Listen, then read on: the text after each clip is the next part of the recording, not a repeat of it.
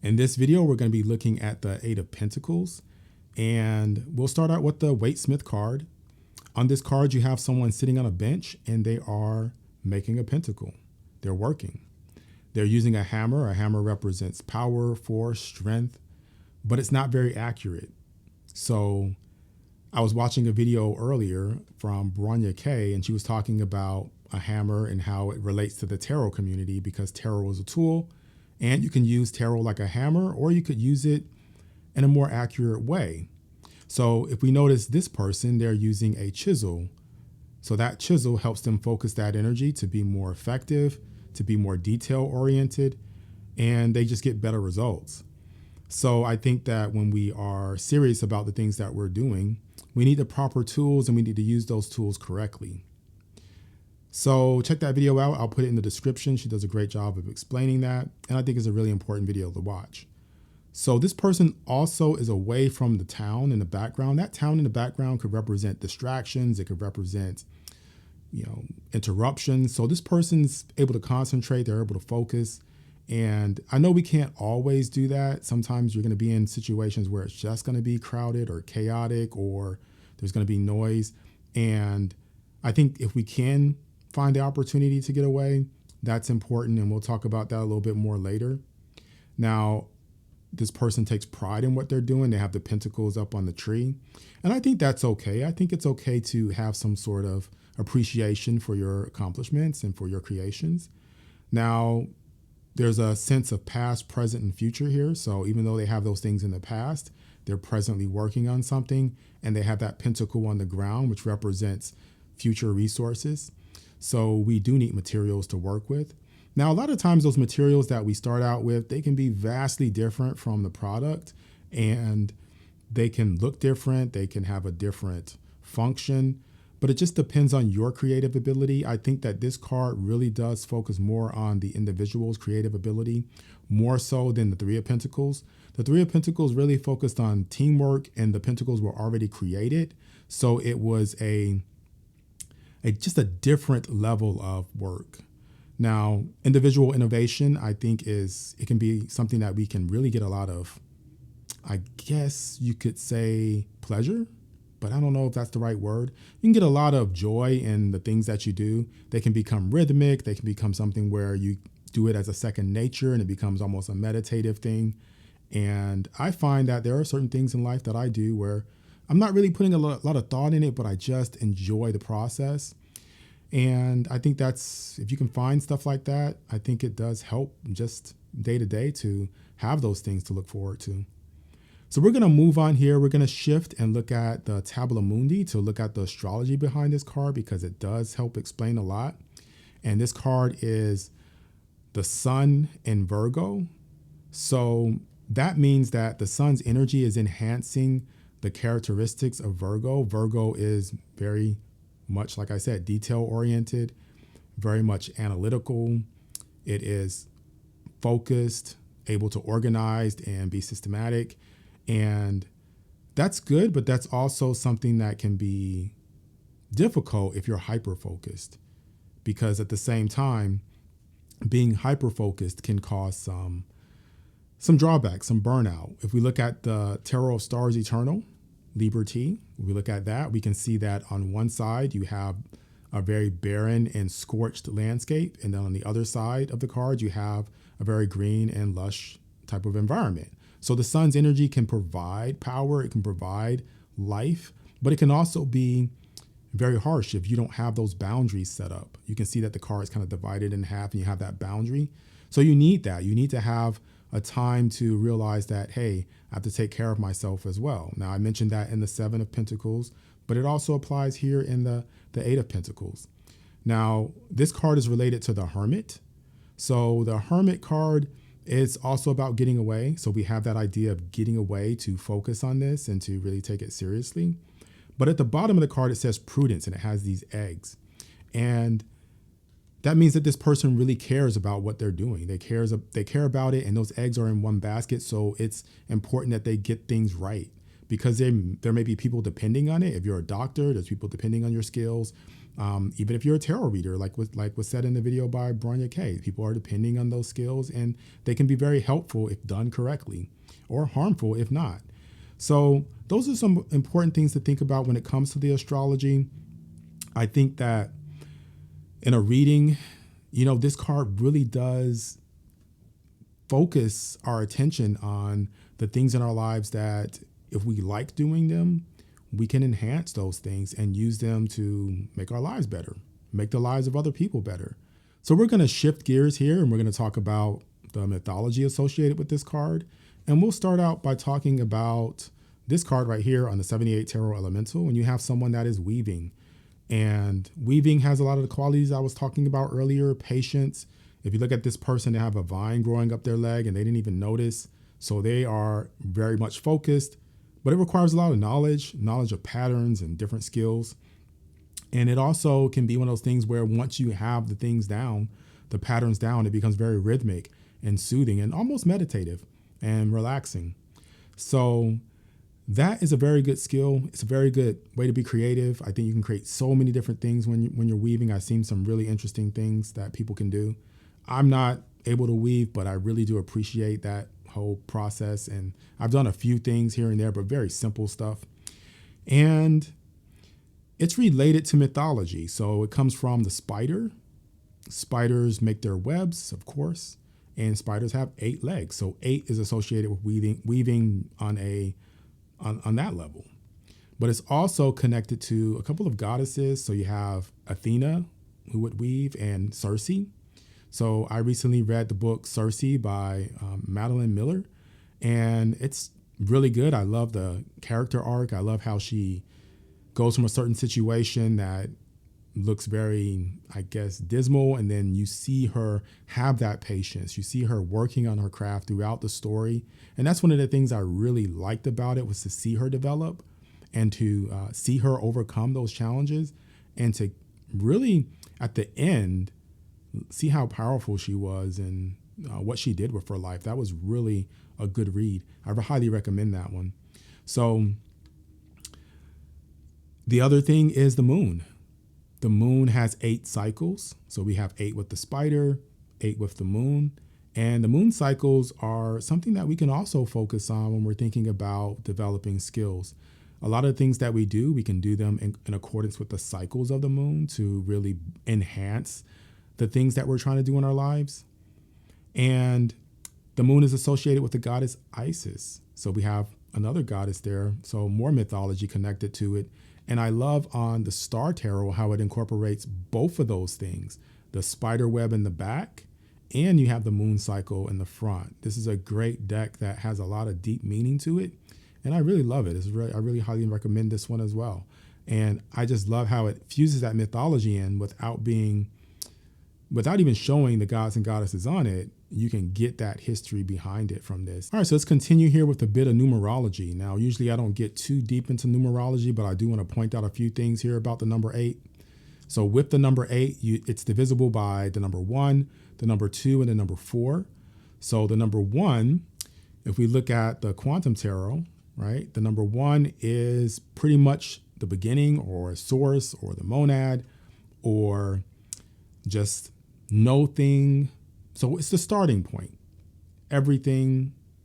And then we move on to the number 2, which is the split of number 1. So you get duality. And so with duality, you get the Vesica Pisces. And you can see that the pentacles here form that pattern. The Vesica Pisces is, again, it's duality, it's polarity. But also when those polarities come together, they create. So in the middle of that union, you have all of the other geometries and things that can come from that. And you'll see that here as we move on to the number 4. So with the number 4, this really represents the physical world. So the square represents Earth. And so you have those 4 corners. Now you have 4 pentacles here, and they are arranged in a specific pattern. Now, if you take that pattern and you impose it on the Vesica Pisces, like you see here, there's a very important shape that you can get from that if you connect the lines correctly. So if we connect the lines like this, look at what we get. We get the octad, which is the number 8.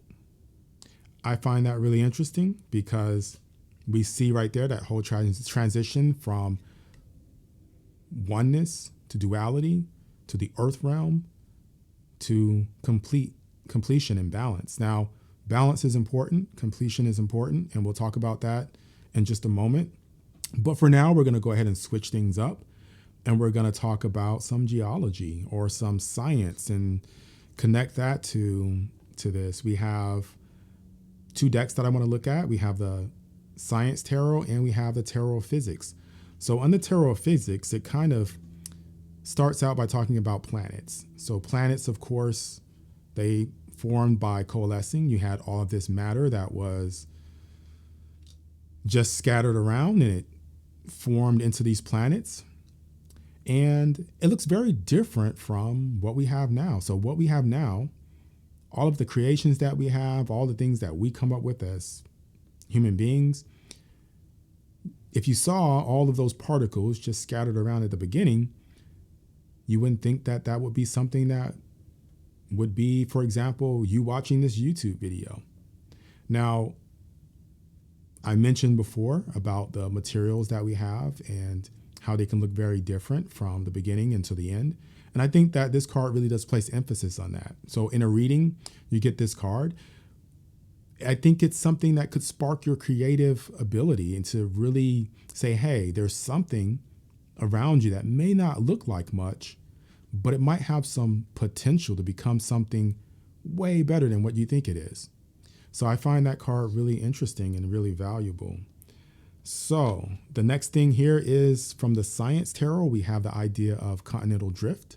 So the Earth sits on plates.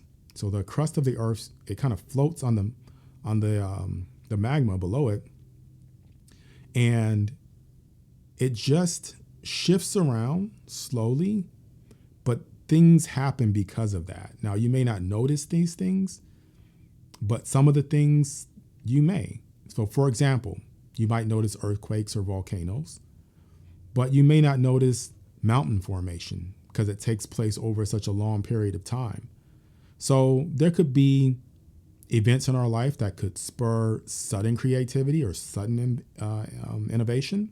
But then there's also things that could be more gradual, and they may take time to really go through the process of becoming what you want them to become. And both of those things are important. So a mountain's just as important as a volcano. Volcanic eruptions, they may seem destructive, but they actually are ways that land masses form. And the continental drift, it may seem like the continents are changing and it seems very random, but it's good to have those elements flowing and to have a mantle that is not fused together, because you need that energy to flow. The earth is warmed by its core also, not just from the sun. So that energy needs to come up through the surface there. So there's important components to that really apply to our ability to do work. Now, the next thing I want to get into is one of the more, I'm biased, but it's one of the more interesting things here is the chemistry and the periodic table connections. And I found it really interesting because it connects to the numerology. So you have, first of all, the atom, which I'll represent here with the Tarot of Ceremonial Magic. We have the Ace of Pentacles. And that really does, to me, relate to the nucleus of the atom, the center of the atom, where it's most dense, where most of the mass is. And I think that we don't understand everything about the nucleus. We don't understand everything about why the nucleus is held together. So it's very mysterious. So it really does reflect the energy of Source. We don't know all the details, but we study it and we try to find out as much as we can and just look into it in our daily lives. Now, as that splits, we get a representation not within the nucleus, but around the nucleus, we have the electrons. And now the electrons, I picked those to represent the number 2 because they have opposite spins. So they represent that polarity. So it's that paramagnetic quality of them that really does allow them to be kind of mysterious as well. But even though they pair up like this, they're different. So on this is a great representation because it has blue and red representing water and fire, which are opposites. So that's a great example again of polarity. The next thing is a representation of Earth. We have those 4 pentacles here. Remember, the square represents Earth. And to me, that is the materia prima, or the atom, the complete atom. So we have the nucleus, the electrons around it. And then we have that completion. So we have all of these atoms together, that collection of atoms. Now, that collection of atoms by itself is not going to be very creative. There must be a creative force behind that. And that creative force comes from the number 8. The number 8 is the completion of that process. Now, in chemistry, the number 8 is a really important number. And in fact, to me, the number 8 is one of the most important numbers there is because it drives creativity. And what I mean by that is it's the number behind the octet rule. So every atom on the periodic table wants to have 8 electrons on its outermost shell. And if it doesn't, it will be animated or strive to do something to gain that. So it'll either transfer electrons or share electrons with other atoms. And when they combine together, just like with the Vesica Piscis, you get creativity, you get a creative process, you get new types of chemicals forming, you get a chemical reaction. And, it's like that in life. When polarities come together, opposites come together, there can be this friction, but there's this creative force that comes from that. So the number 8 is a balanced number. So they're striving for this balanced number. And the reason why number 8 is a balanced number is we can look back at the Justice card. The Justice card on the Thoth system is number 8. Now, in the RWS system, it's not. But if we look at the Thoth system and we focus on the Justice card, we have that idea of balance. And the number 8, to me, really does represent balance. If we think about a pool table, you have the number 8, which is in the middle because you have 15 balls on the table. And the number 8 is right there in the middle. Now, it balances that. And that's where we get the saying behind the 8 ball. Because if you're behind the 8 ball, you're on either side of it, that means that you're not balanced. Something's off. Something's not right. So you want to get focused right there on the 8 ball. I want to go ahead and move on here and talk about the element that this is associated with, which is curium. Now, if you're new to my channel, I don't just talk about the elements that are fire, air, water, earth, but I also talk about the elements in the periodic table, and I take one and I go in order and I focus it onto the card that I'm working on. So curium is named after Marie Curie, who was a fantastic scientist, and she was a scientist that excelled even during a time where women were not very welcome in the scientific community. And her work ethic, her diligence, her ability to focus, her sun and Virgo energy was so powerful that she couldn't be stopped. And she was able to earn a Nobel Prize. She was the first woman to earn a Nobel Prize in science. And she was the first person, period, to earn 2 Nobel Prizes in science. So she was just the top of the field. And one of the things about her is that because she was such a hard worker, at times she would become hyper-focused. So she would not eat. She would not sleep. She would get sick. And this started early on, even in high school. In high school, she had to take a year off because she had a mental breakdown because she was pushing herself. She pushed herself a lot. And I think that, that has its benefits, but you also have to remember, those boundaries. Remember the card, Tarot Liberty, Stars Eternal. The sun can scorch the surface of the planet if you don't have those boundaries. Now, I really appreciate her accomplishments, and her heart was in the right place. She was one of the people that developed the ambulances that had X-ray during World War I. So that helped save lots of lives, and she was a valuable scientist. But we noticed that on the Waite Smith deck that the person's wearing an apron. So they're protected. Now, one of the things that she didn't do, unfortunately, was to make sure she had that boundary of protecting herself. and really looking at what she was doing and learning those details about how it could affect her.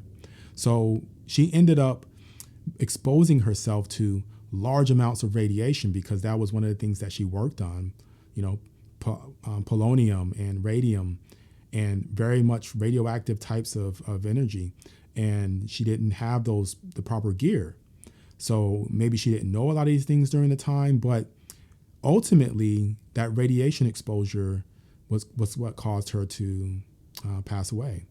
And to this day, her body is radioactive. That's how much radiation she was exposed to. But there's two sides to that story, right? There's the side of her great accomplishments and what she did for people in general, but also just those things that she overlooked that I think that we have to really make sure we're paying attention to. But thank you guys again. My name's Will. This is Atypical Tarot. See you guys next time.